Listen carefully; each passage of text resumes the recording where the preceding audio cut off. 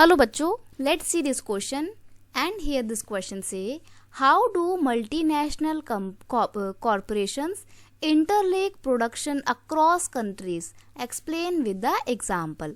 Question आपसे बोल रहा है कि जो ये मल्टीनेशनल कंपनीज होती हैं या मल्टीनेशनल कॉरपोरेशंस होते हैं, ये कैसे इंटरलिंक करते हैं प्रोडक्शन एक्टिविटी को अलग अलग कंट्रीज में या एक अलग देश में अपनी कंट्री को सेटअप करने में, ये कैसे अपना काम स्टार्ट करते हैं, कैसे इनिशिएटिव लेते हैं, ये आपसे यहाँ पर इस क्वेश्चन में पूछा जा रहा है।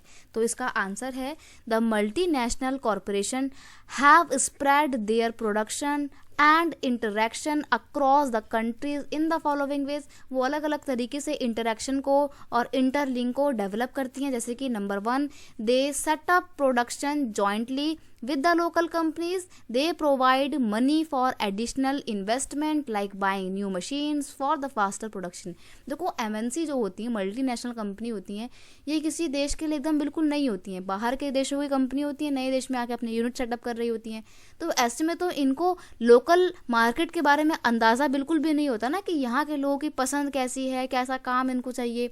तो ऐसे में क्या करती हैं ये MNC, ये जो लोकल कंपनी होती है ना, उनके साथ कोलैबोरेट करती हैं, उनके साथ जॉइंट तरीके से मिलकर जॉइंटली प्रोडक्शन करती हैं, मिलकर प्रोडक्शन करती हैं। और इस मिलकर प्रोडक्शन करने में ये MNC अपनी हैवी इन्वेस्टमेंट लगाती हैं लोकल कंपनीज में, उनको नई नई एडवांस टेक्नोलॉजी प्रोवाइड करती हैं ताकि वो अपने प्रोडक्शन को और ज़्यादा फास्ट और ज़्यादा इंक्रीज कर सकें। तो इस तरीके से लोकल बॉडी को तो फ़ायदा हो रहा है, मल्टीनेशनल कंपनी को भी फ़ायदा हो रहा है।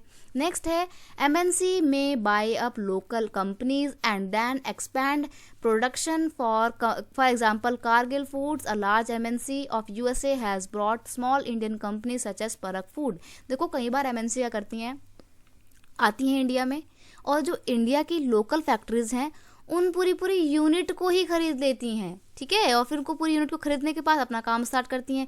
यानी कि यूनिट तो ऑलरेडी पहले से सेटअप थी, बस वो आती हैं और उन यूनिट को खरीद लेती हैं और जो सामान वो बना रहे होते हैं सामान वैसे ही बन रहा होता है, बस ब्रांडिंग चेंज हो जाती है, वो किसी और नाम से बिकेंगी, ऐसा होता है। इंडिया में इसका एग्जाम्पल है कि जो कारगिल फूड्स कॉरपोरेशन है, ये अमेरिका की एक MNC है, मल्टीनेशनल कंपनी है, जिसने इंडिया में आके अपनी यूनिट इस्टेब्लिश करी। और कैसे जो इंडिया की एक लोकल कंपनी थी परक फूड, वो खाने पीने के जो तेल होते हैं ना, एडिबल ऑयल्स, उनको प्रोड्यूस किया करती थी और इंडिया में काफ़ी अच्छा इसका नाम था।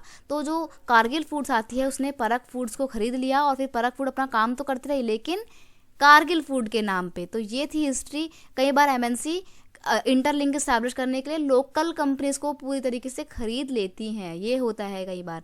नेक्स्ट है large MNC in developed countries place order for the production with small producers, for example garment, footwear, sports item etcetera. कई बार कुछ MNC क्या करती हैं, वो उनको पता तो होता नहीं कि कैसे प्रोडक्शन करनी है स्पेसिफिक कंट्री में, तो वो जो वहाँ के लोकल लोग होते हैं, जो लोकल बॉडीज़ होती हैं, छोटे मोटे घरों में ही जाके क्या करती हैं, अपने ऑर्डर प्लेस करती हैं, ऑर्डर देती हैं कि हमारे को बल्क में ये सामान चाहिए, आप अपना सामान बनाते रहिए। तो आपने देखा होगा घरों में बहुत लोग क्या कर रहे होते हैं, गारमेंट्स का काम कर रहे होते हैं, कढ़ाई वढ़ाई का काम कर रहे होते हैं, या जूते बनाने का काम कर रहे होते हैं छोटी मोटी यूनिट्स में।